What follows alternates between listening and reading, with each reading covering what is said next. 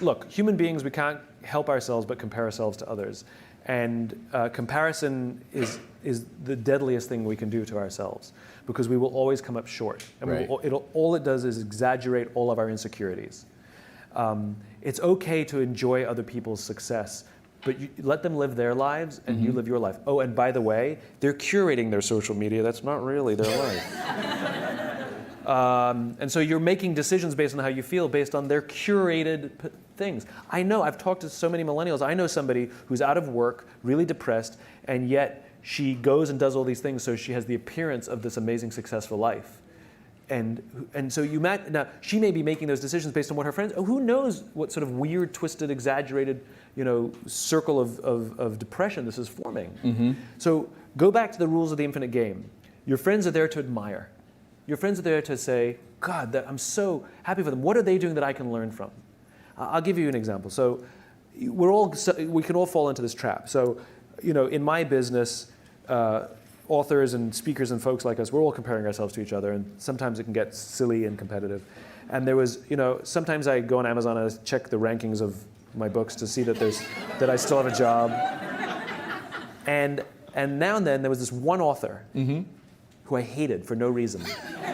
He's very smart. His work's incredibly good. He's incredibly well respected. I respect him, but I hate him. And I would check the rankings of his books. And when I was ahead, I'd be like, yes. And when he was ahead, I was like, right? It would drive me crazy. And I had this weird abstract competition.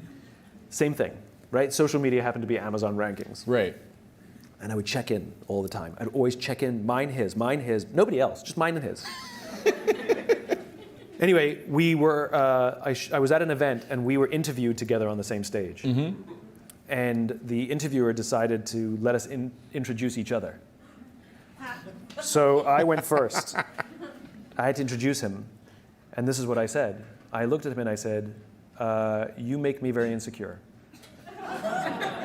I said, because all of your strengths are all of my weaknesses. And every time I see you do well, it just reminds me what I'm bad at. That's how I opened up. He turned to me and he said, funny, I feel the same way about you.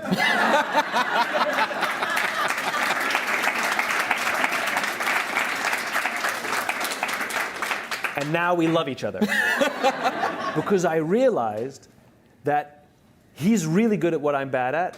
So by me getting to know him and really learning to love him, I'm realizing I'm getting better at those things. And I'm taking more pride in the things that I'm good at rather than thinking I have to be good at everything he's good at, right? So it's healthy to grow our own strengths and rather than be intimidated by the strengths of others.